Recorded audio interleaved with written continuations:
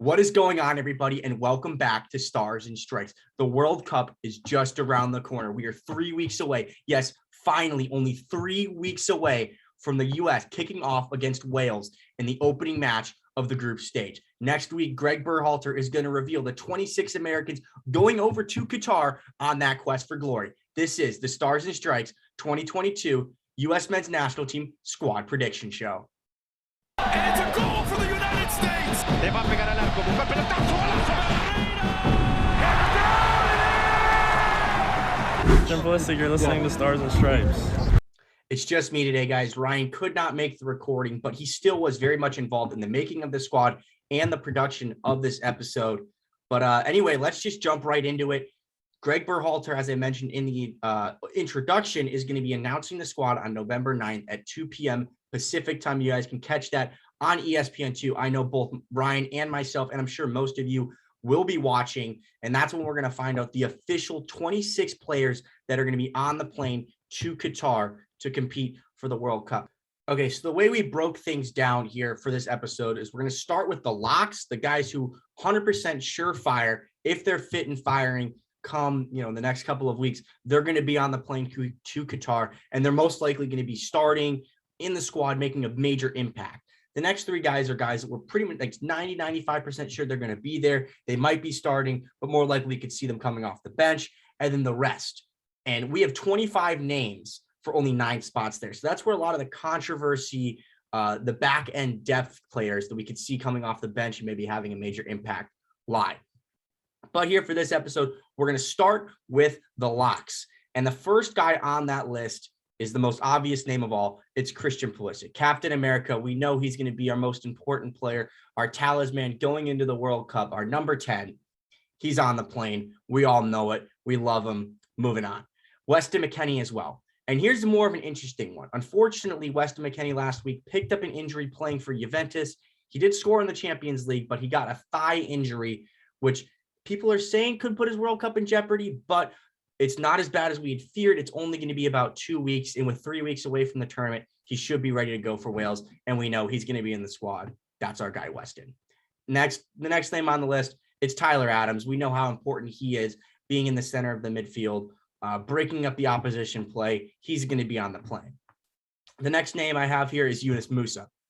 Yunus Musah completes that midfield trio that we've been salivating over, the athleticism, the ball playing, everything about it, the engine of this U.S. men's national team. Yunus Musah is going.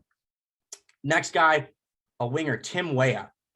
He missed out on the September squad due to an injury, but he's back playing for Lille. We saw what he did in World Cup qualifying. We saw all the issues that he was causing the opposition's defenders. He's going to Qatar, and I expect Tim Weah to have a big tournament. Giovanni Reyna just scored his first goal of the season for Dortmund, finally back from all those hamstring injuries. It was a beautiful goal, curling it into the far corner after being played out the ball on the left side. Gio Reyna, continuing the family tradition, he's going to Qatar. Next, Brendan Aronson.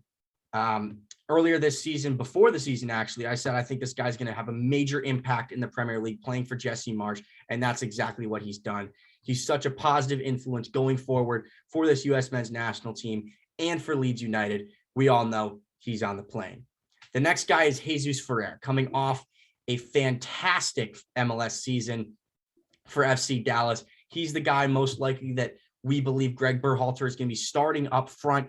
He had that great stretch of friendlies before and at the end of qualifying. And out of the strikers, he's probably the only guy that's nailed on right now on the plane to Qatar. Then we go into our defenders. The first guy, Anthony Robinson. I mean, I think he's one of the most underrated players, not only in the squad, but in the entire Premier League. This guy is an absolute beast. He's nailed on and grabbed a hold of that starting left back role here for the U.S. men's national team, and he's going to be a big part of what we do in Qatar. Next is Sergiño Dest, now of AC Milan. Had a couple injury issues, but we've been starting to see him get back fit and firing. We know how creative he is coming from that right back spot. He's going to be a huge player for the U.S., no doubt about it.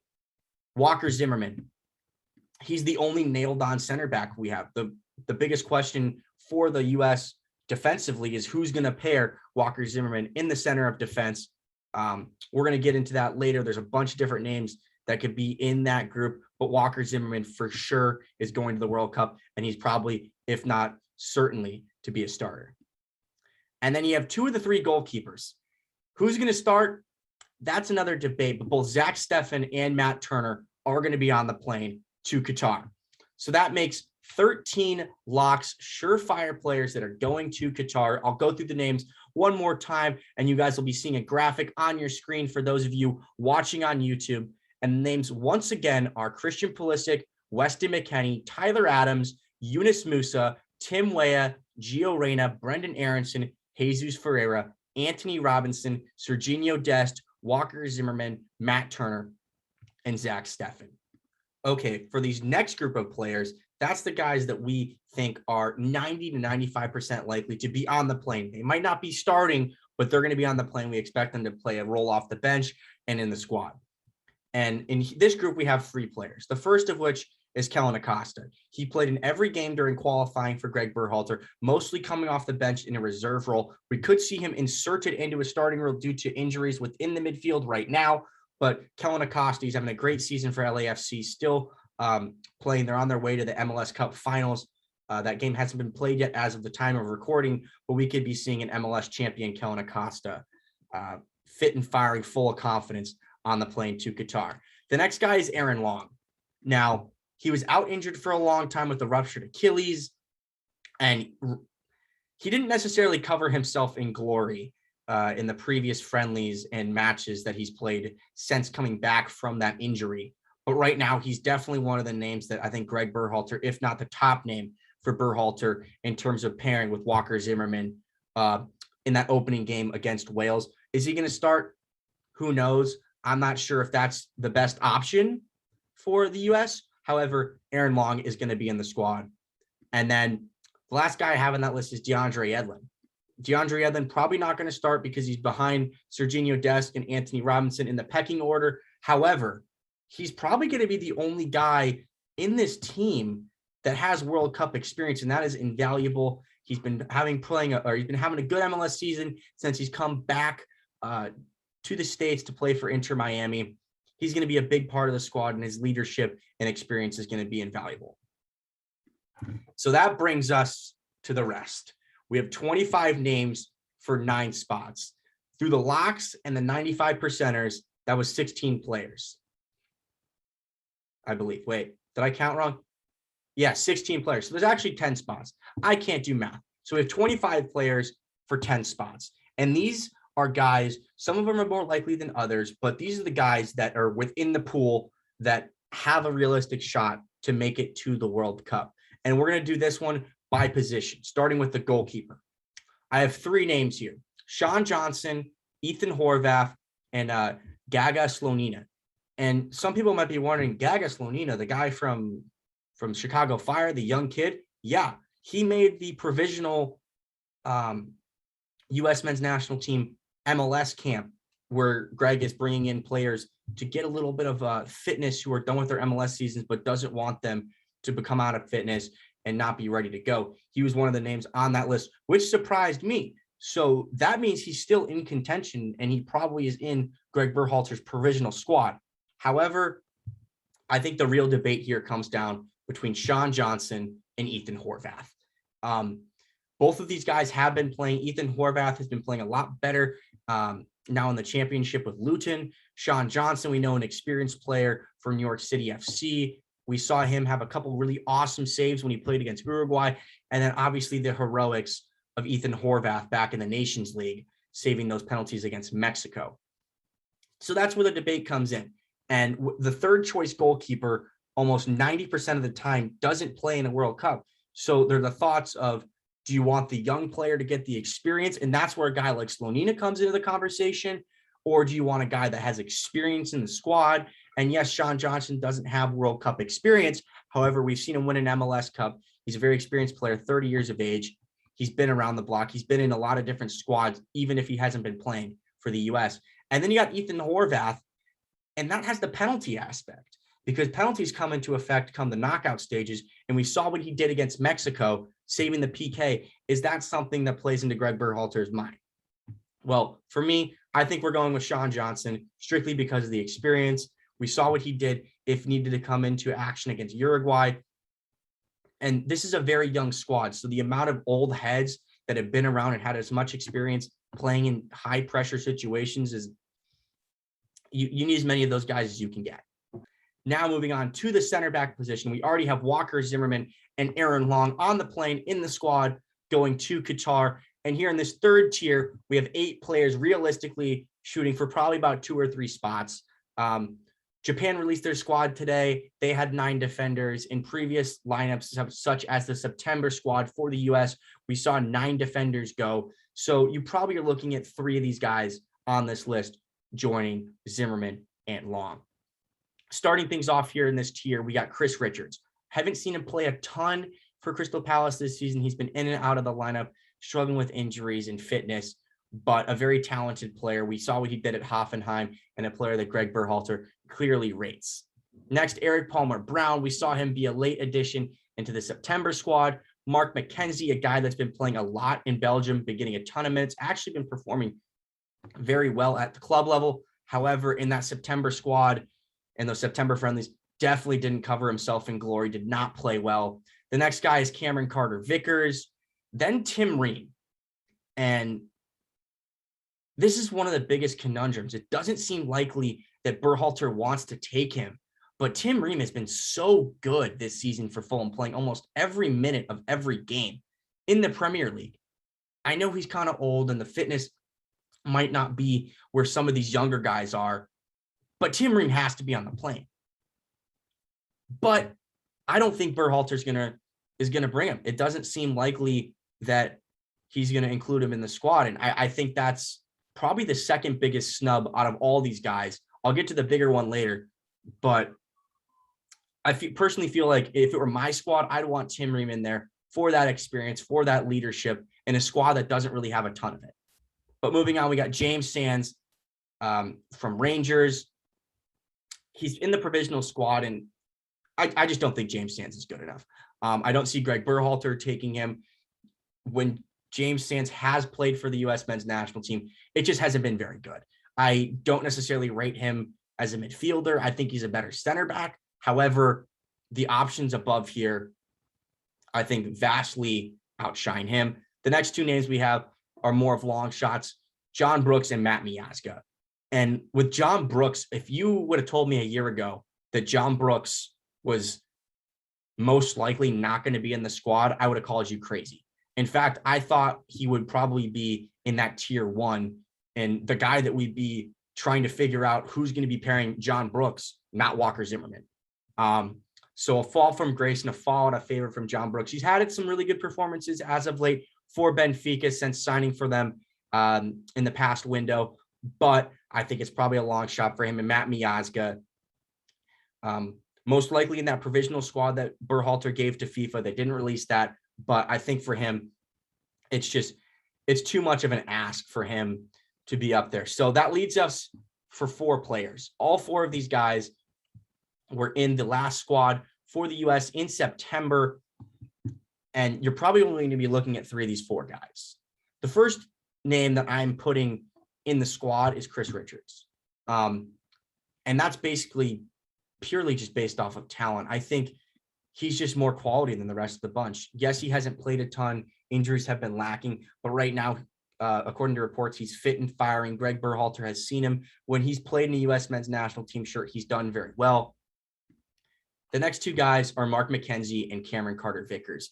And the reasons I'm taking them over Eric Palmer Brown is simply because we've seen them more in a U.S. men's national team shirt. Gregg Berhalter has shown more of a favor to those guys. Eric Palmer Brown, yes, a talented player. We did see him in that last window, but he was a late addition and doesn't necessarily have as much chemistry because he hasn't been in as many camps as the rest of the 3. Moving on to the fullback position. Here, you're probably looking at 2 players, maybe 1. Now that I think about it, probably 1, because we had DeAndre Yedlin, Serginho Dest, and Anthony Robinson, Jedi already in the squad. So it's 5 guys for 1 spot.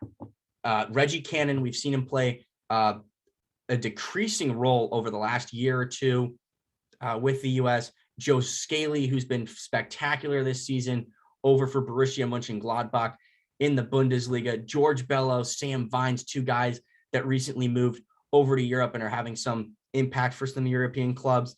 And then Shaq, more recently back in the MLS, coming back from Europe, has saw him a little bit at the end of World Cup qualifying. And the guy that stands out to me here is Joe Scaly. He may not have played as much as some of the other guys. When he has played for the U.S., I've actually been fairly impressed with Scaly. And the reason I'm picking him is not because he plays for the biggest club, because he plays in the Bundesliga. It's the versatility, because Scaly, most likely we know he's not going to be starting. But the ability to play from both the right side and the left side and be competent in attack and defense, I think is what really separates him. Yes, that does leave us with two right or only one left-footed fullback. However, Sergiño Dest and Joe Scaly can both play on either side. And there's no issue if you have to play DeAndre Yedlin. The guy's experience, he's had a success in the World Cup. He's made an impact for this U.S. team for years and years. So you can add Joe Scaly to that list. Moving on to the midfield. We already have four midfielders in the squad already. I'll go over those once again. Weston McKennie, Tyler Adams, Yunus Musa, and Kellen Acosta. So that realistically leaves you with one or two more spots for that midfield three based on the system that the U.S. play. I tend to think that Gregg is going to actually bring six midfielders, given the current fitness situations of Weston McKennie and another guy that we have on the list who we can just start with Luca de la Torre. He probably would have been in the tier 2 spot of guys that are most likely going to be in the squad, that are going to be there, most likely coming off the bench, but maybe not a nailed on starter. However, he recently picked up a muscle injury for Celta Vigo, and it's about 3 weeks. And the reality is the World Cup is 3 weeks away. So it's a race against time for Luca de la Torre to be fit and firing for that World Cup.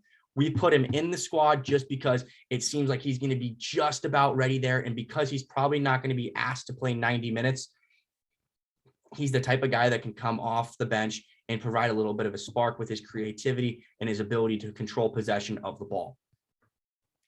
The next couple of guys that we have in here on this list are Malik Tillman, who's had a pretty big impact, scoring some very important goals for Rangers early in their Champions League run. Lately, it didn't go very well for them, finishing bottom of the group and giving up a lot of goals in those last couple of games. But Malik Tillman, since going over to that Scottish side, has been very good. Christian Roldan, very experienced, versatile. Gianluca Busio, and then Johnny Cardoso, who another guy that's kind of been a late surge due to his play for Internacional towards that World Cup squad. However, the guy that I've gone with is Malik Tillman. And the reason I'm doing so is because of that McKennie and de la Torre injury. If there's a guy out of that bunch that I would want to play 60, 70, even 90 minutes, I'm taking Malik Tillman because of his ability to carry that ball forward, the ability to drive forward. He's got a little bit of something extra when it comes to the final third, and he brings a level of athleticism that these other guys don't have. And if you're not going to have a Weston McKennie for 90 minutes, you're not going to have even a Luca de la Torre possibly. I think Malik Tillman's that guy. Very talented, obviously came up through the Bayern Munich academy. He's had some really bright sparks, very forward-thinking player when he's played for the U.S.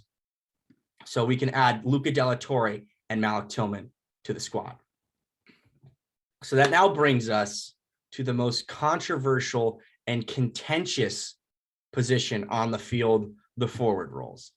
There's only a few spots left. We have 3 spots, and I have 7 names written down that are in contention for the final 3 spots. And those names are Paul Arriola, Jordan Morris, Josh Sargent, Jordan Pefok, Brandon Vasquez, Haji Wright, and Ricardo Pepi. Now, by process of elimination, I think you can just immediately get rid of Brandon Vasquez. And no disrespect to him. He's had a very nice season for FC Cincinnati in the MLS. However, we haven't seen him feature for the U.S. men's national team yet. I know Gregg Berhalter said he was in contention to be in the squad. However, I just don't think that we're going to see a guy that hasn't played at all with any of these players make it on the field to Qatar or make it on the plane. The next guy, I think, is Haji Wright. We saw him at the later part of the summer and early part of the fall be in contention in the squad. He's had an impact and scored some goals over in Turkey. However, I just don't think he's quite done enough to overcome the guys above him. So I think you can remove him from that role. So that now brings us to two separate conversations for those final 3 spots. The first, I think, is between Paul Arriola and Jordan Morris for a single spot. Yes, there's a world where I think both of them could end up on the plane, and you might hear some experts say both of them could be going. And I think both of them have a realistic claim to go to the World Cup. But based on the injuries to McKennie and De La Torre, I think that makes it essential that Malik Tillman is on the plane. So I think that pretty much might knock one of them out of the squad, and it becomes one or the other. And it's a toss-up between the two of them. It comes down to who do you prefer. And Ryan and I decided with Paul Arriola strictly for the fact that we think he's had a better impact in recent games that he's played for the national team. Both of them had good MLS seasons, not spectacular by any means, but Paul Arriola's performances in recent games for the U.S., I think, gives him a slight edge over Jordan Morris. They both have had injury issues, but as of now, they're both fit and firing and playing in that camp with the other MLS players right now. So you can add Paul Arriola to the squad. Now, this is the juiciest, the most controversial, the thing that everyone is going to be talking about, the snub. Who is it going to be? Because there are 3 guys for 2 striker spots: Josh Sargent, Jordan Pefok, and Ricardo Pepi. Sargent and Pepi were the 2 included in the September squads. Pefok was not. And that caused a bit of a dumpster fire or firestorm, whatever you want to call it. Fans were up in arms, as they should have been. Ricardo Pepi did not deserve to be in that squad over Jordan Pefok. Pefok had been scoring. He's still scoring goals. He's got 3 goals and 3 assists so far this season for Union Berlin. And by the way, they're first in the Bundesliga, and he's one of their most important players. He won the scoring title last season for young boys in Switzerland, the first U.S. men's national team player to do that over in Europe. So there is no reason that he should not have been in that squad. He got completely snubbed. There is no ifs, ands, or buts about it. He might not be as good at connecting play as some of the other ones, but he got snubbed. Gregg Berhalter said he knows what he brings, and I can kind of see that, but at the same time, we saw him say that with John Brooks, and look how that's turned out for John Brooks.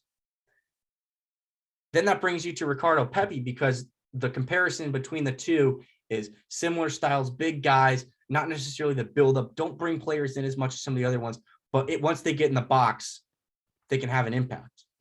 And something I didn't say about Pefok is that's where his game has really improved this season. He's already got 3 assists for Union Berlin. But going back to Pepi, he went on that big scoring drought that everyone was talking about. He went 11 months without scoring a goal. Really struggled over with Augsburg over in the Bundesliga. But since coming to the Netherlands and after those September friendlies, the dude's just been on a tear. He scored 5 goals in his last 6 games. And now he's looking like, how do you leave him out? He's hot. He's scoring goals. He's a streaky player, but he's on the good streak right now. And then you got Josh Sargent, a guy who's been really good all season for Norwich City in the championship. He's a guy that I think between the 3 of them is the best at linking play up. We've seen him. He has experience in he's played a lot of games with Christian Pulisic. We've seen him play with Tim Weah, Brendan Aronson. He's able to bring those other guys in. He has other aspects to his game, his pressing that we've said and talked about in years previously that he does well. He's a guy that almost fell off the face of the earth for a little bit because he really struggled with some goal scoring form, but he seemed to find his shooting boots once again. And for that reason, Josh Sargent on the plane to Qatar 2022. Who would have thought that 6 months ago? But here he is. And the controversy continues. Pefok or Pepi? Pefok is the only guy in the lineup, the only striker that we have that hasn't gone cold all year.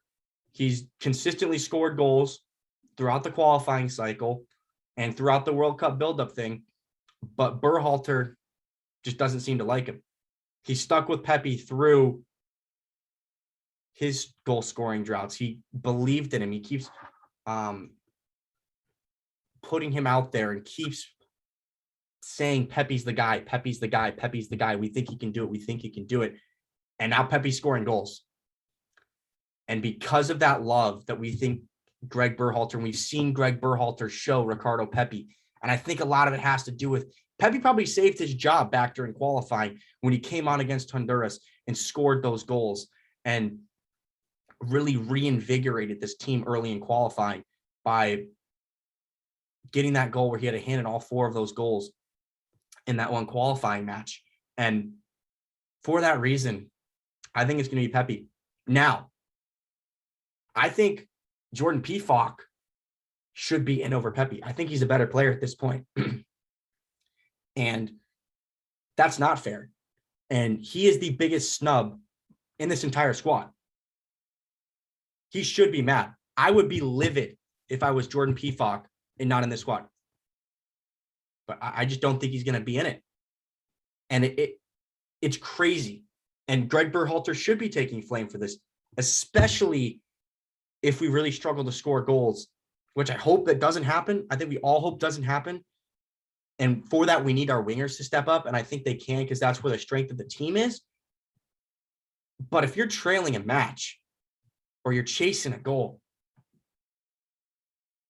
I know he had that miss against Mexico, but I want the ball to fall to the guy who has been the most consistent goal scorer at the striker position that we have. Unfortunately, I don't think Gregg Berhalter thinks the same way. And then when it comes to Tim Ream, I want the experience in there. I want the guy that's playing well and probably playing better than a lot of the other guys in the squad, but might not have that athleticism that Berhalter's looking for. And I think this is where we see the Berhalter style of system over player. But who knows? We'll see. But yeah, those are the 2 guys, Tim Ream and Jordan Pefok, are I think going to be the 2 guys that get snubbed out of this list. So that now brings us to 26 players, the 26 players that we believe Gregg Berhalter is going to be selecting to represent the Stars and Stripes in the world's biggest sporting competition. We're going to go through those names one last time for you all. Here they are. The Stars and Stripes 2022 World Cup squad prediction. At goalkeeper, Matt Turner, Zach Steffen, and Sean Johnson. In defense, Walker Zimmerman, Serginho Dest, Anthony Jedi Robinson, Aaron Long, DeAndre Yedlin, Cameron Carter-Vickers, Joe Scaly, Chris Richards, and Mark McKenzie. In midfield, Weston McKennie, Tyler Adams, Yunus Musa, Kellen Acosta, Malik Tillman, Luca De La Torre. In the wing positions, Christian Pulisic, Captain America himself, Giovanni Reyna, Tim Weah, Brendan Aronson, Paul Areola. Then at the striker position, Jesus Ferreira, Josh Sargent, and Ricardo Pepi. So yes, those are the 26 names that we believe Gregg Berhalter is going to select for the World Cup to represent the Stars and Stripes on the world's biggest stage. That's all we got for you on this edition of Stars and Strikes. This is the place to be for anything and everything USMNT. Check out our other content on YouTube, Spotify, or wherever else you get your podcasts. Make sure to hit like and subscribe, and also hit us up on social media as we follow the boys on their quest for glory in Qatar. We will see you real soon.